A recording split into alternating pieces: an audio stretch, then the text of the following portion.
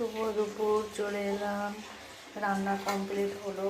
এই রান্না করেছি, এই যে প্রথমে সাদা ভাত, আর করেছি এখানে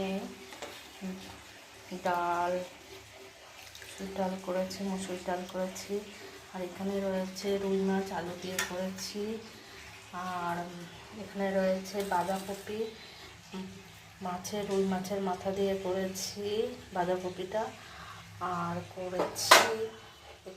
করেছি যে মটর শাক বেগুন দিয়ে করেছি, আর বেগুন ভাজা করেছি।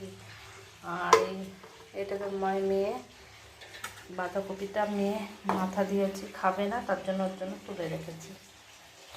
কেমন হয়েছে রান্নাগুলো অবশ্যই জানিও। টাটা, সবাই ভালো থাকবে।